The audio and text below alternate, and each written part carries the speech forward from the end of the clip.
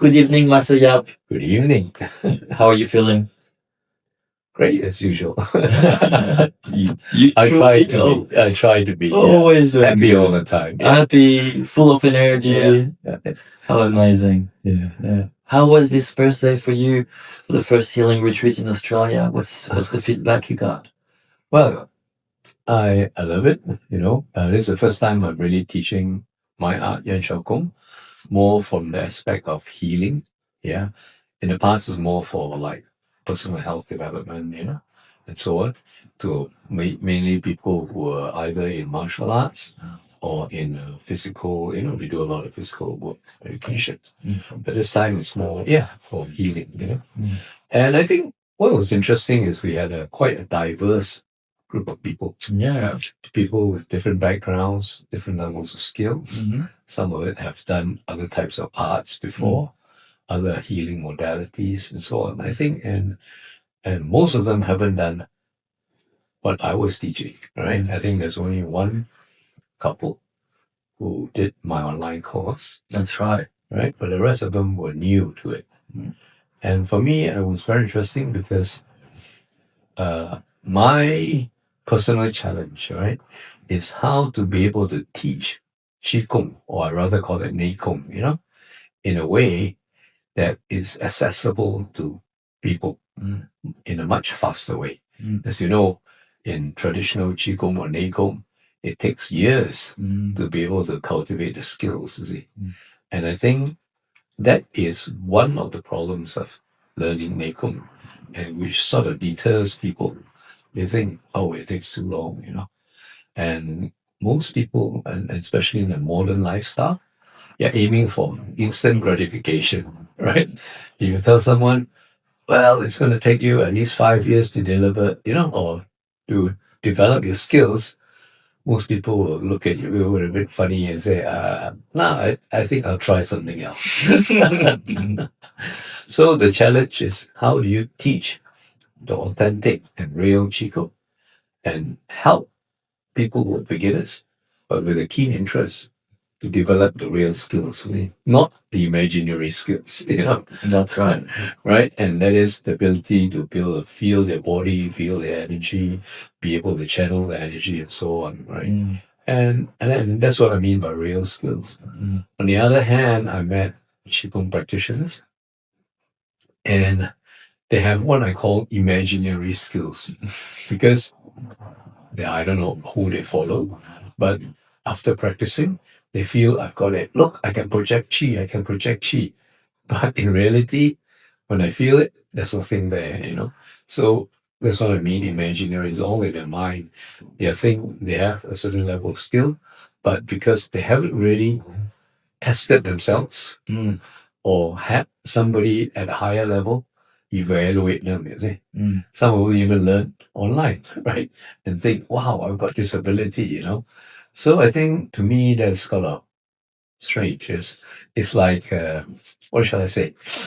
It's today's phenomena where you have all these self-help gurus, Yeah. right? And you do a 2-week online course and you think you're an expert. Yeah. And so that brings us to today's topic. So what do you think about the evolution of Qigong in modern times? That's a very interesting question, right?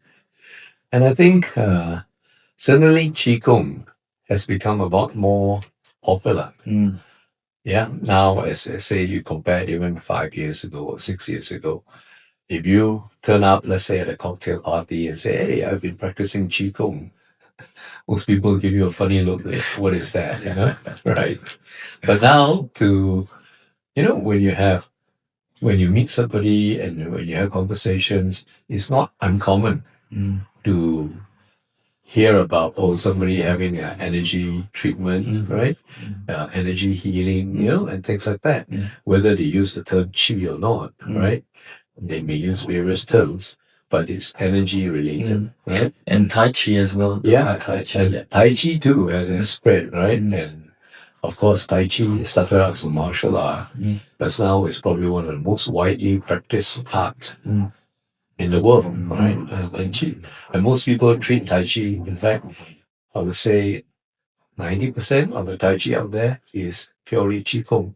It's lost the martial aspect of the art. And again, there's nothing wrong with Tai Chi. I think whether people develop the real internal skills or not, you see. But it is certainly very calming, for most people. And to me, any form of exercise is better than no exercise, right? So yeah, I think there is a good trend there, But I think partly because of the popularity and the trend, right? Most people go into Qigong without really understanding what it means in the traditional context, really. Yeah. And I think that is the thing I find that's different nowadays, in the modern context, because it's like anything, it's like I say, you have this world of self-help gurus.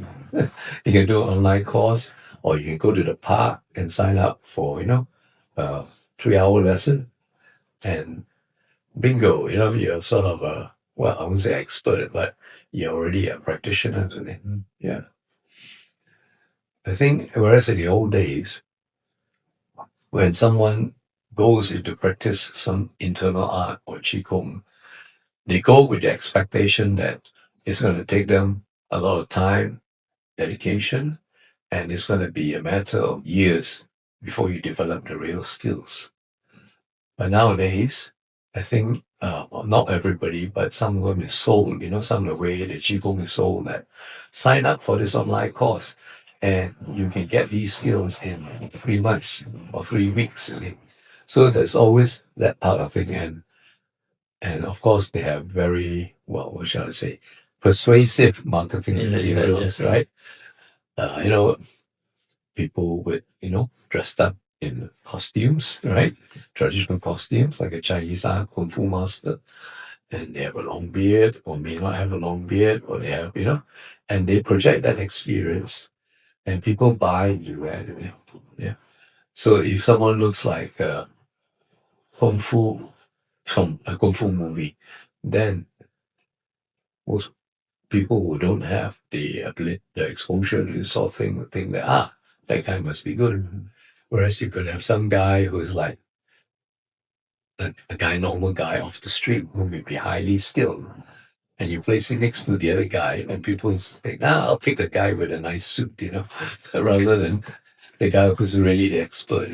And it is marketing in its sense. Yeah, it is. Yeah, it is. Like all things nowadays, right? A lot of it is influenced by marketing. Yeah. It's distilling the essence. Yes. Yeah. So I think the challenge really is to be able to deliver the authentic quality of the arts, in as short a time as possible. And I think it's also important, whereas in the past, I come from that traditional background. It took me decades to develop skills, right? And I persevered because I personally found it very interesting, but not everybody does so. And if you don't have that sort of perseverance, then you give up and it goes away. So I think with now, you need to be able to give people results in order to provide that sort of motivation. Yeah. Yeah. Sorry, the background noise. Oh, I think it's Master Dennis was looking out. phone. Oh, is it your phone? Yeah. Oh, sorry. So I think there's still a fair bit of education to be done, to let people know, those who are interested, what actually is Qigong, right? And what can you hope to achieve, and what is the process that you go about learning it? I think, yeah. And I think that would prevent the sort of misinformation that's been going on. Yeah. So, someone that's coming from a very old lineage, traditional lineage in internal arts, from your father, your grandfather, and all the people that you've been training with, and now you see Westerners that come and appropriate themselves the word Qigong and teach it in their own style. And how do you feel about that? I think, see, the point here is not about whether a Westerner is teaching or not. Certainly, I met some Westerners who are highly skilled and who actually have and taken the trouble, and the discipline to learn these internal arts. But having said that, there are also the so-called business people, the marketing people, who wanted to cash in on this trend, right?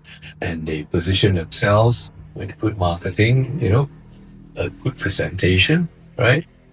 And but from someone who is experienced like me, or could be not just me, anyone who's experienced, can tell that what they're teaching is very shallow, not untrue, but possibly very, very shallow. And they are overselling it. They're selling something that is not, let's say, uh, well, a glass, jewel as a diamond, right? Certainly, there's a lot of appeal in the diamond, right? The lure of it, the luxury of it, right? The rarity of it. But when you replace it with a glass stone and call it a diamond, then I think there's something not quite right here. And that's what's been happening. Not, like I say again, not always, but it's there. Yeah. And Yeah, go ahead. Yeah. oh, I was gonna say, if we look at yoga, about maybe 50 years ago, it started to become popular. Yeah. And now it's literally like yoga is everywhere. Yeah, everywhere. That's right. Yeah. So do you see something like this happening to Qigong as well in the close future? I hope not. You see, yeah, I think I've spoken, yeah, I've seen people who practice Qigong, right? And when I dig down into it and ask them, okay, what's the lineage of your Qigong? What do you actually do? And you find out that it is like Qigong, but it's not really Qigong, right? So most people interpret waving your arms around, in a very graceful manner as Qigong, you see, because they feel, oh, Qigong is so graceful. It gives you the nice aesthetics, and with the movement, you feel so calm and all that. Yes, any sort of smooth, rhythmic movement will develop calmness in you, right? But is it really Qigong, or is it just some kind of exercise that looks like Qigong, right? Granted, Qigong has proven benefits.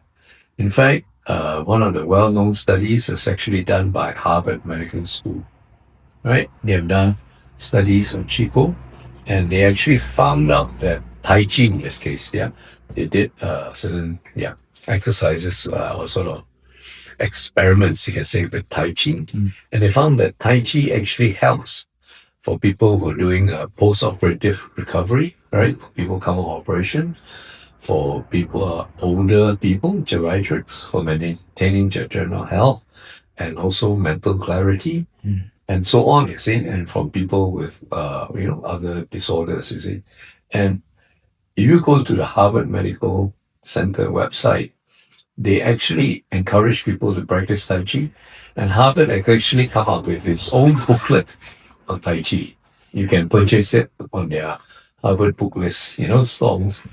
So yeah, there's actually proven studies done that Tai Chi, or you can say to most normal people, Tai Chi is equivalent to Qigong, and Qigong is Tai Chi, right? But there is its benefits, and there's certainly nothing wrong with it, And like I say, any exercise is better than no exercise, and any type of Qigong is better than no Qigong at all. But it is not a real thing, And although I would hesitate to say that Harvard is trying to sell a glass as a piece of diamond, it is definitely not their intention, right? But I hate to see Qigong go that way, right? I think what will happen is there will be, I hope certainly there will be widespread popularity for Qigong, but I also hope that there will be pockets of genuine, authentic Qigong where the old traditions and the skills are really preserved, you see. And when I say skills, what I mean by that is the ability to develop internal energy, your chi, and to be able to apply it and use it in different aspects, whether it's for martial arts, whether it's for healing, whether it's for personal development, So I want to see this part of it at least being preserved. I think we cannot prevent, right, the sort of general popularity of what I call pop Qigong. right? Just as you have what you call pop yoga, right? Yeah. What they have now, Yeah. Yeah, when you go into very gymnastic type of poses. Yeah. So I don't think we can prevent that. Yeah. Right? But I hope that the authentic parts of the real Qigong and Nei Gong can be preserved, you see. And there are people who are dedicated, and who have the discipline and the enthusiasm to carry it out. Because otherwise, what is a very rich tradition, a rich body of knowledge, will just disappear. Yeah. Well, as a French person who likes wine, I would say that when you drink a cheap wine, you know straight away and you won't go back to that bottle. But a lot of people will still go and buy that cheap bottle. Yeah. But the ones that are refined and know where the source is from will go for, the refined and traditional type of wine. Yeah. So I think, And so if I could give you a magic wand and give you like unlimited power, what would you do with Qigong around the world? I'll certainly like people to experience the real thing, right? And not having to take decades to be able to feel the benefits of having that energy, to feel the ability to feel chi, and how it can benefit you in terms of general health, in terms of physical health, mental health, and how you can even use it for healing. And I think that would be what I like to, the gift I would like to give. If someone comes to me and say, "Hey, can you tell me or show me something about Qigong?" Of course, I can show it to them, I can demonstrate to them, I can even make them feel it. But to actually make them develop those skills in a relatively short time. And of course, short time doesn't mean a 2-day seminar, Of course, they have to practice, but not the decades that took me to learn. Yeah. I think that is the biggest hindrance, I think. When somebody comes to you, someone asks me, how long do you take to learn your Qigong? I say, oh, well, it took me 30 years. And they'll say, okay, maybe not, but you tell, well, I can make you feel it. I can get you to develop this level of skill in maybe 2 years or 3 years. I think that would be, which I say acceptable. Yeah. And even some people would happily go for it. Yeah. And like I said, I met in my more than 10 years now, it's almost 20 years, right, of teaching. Yeah, 10. Yeah, almost 10 years, you see, of teaching the internal arts. And I've come across many people who've done other internal arts, especially Tai Chi, because Tai Chi being the most popular. And they've done it for decades, and they still haven't got what they were looking for, And many of them come to workshop seminars like mine, and they come seeking, because they've been going all over the place trying to look for something. And I hope I'm able to give it to them. And some people say, wow, after 2 days, I finally feel, like today, right? Yeah, I finally feel, what it feels like to have real rooting, and to have my feet firmly planted to the ground. Yeah. And it gives me satisfaction to be able to do that. Yeah. Beautiful. Yeah. Well, thank you very much for this enlightening conversation tonight. Sure. Always willing to share. I'm going to wish you a good night, and I'll talk to you again tomorrow night. Okay. Yeah, good night. Good night. Yeah.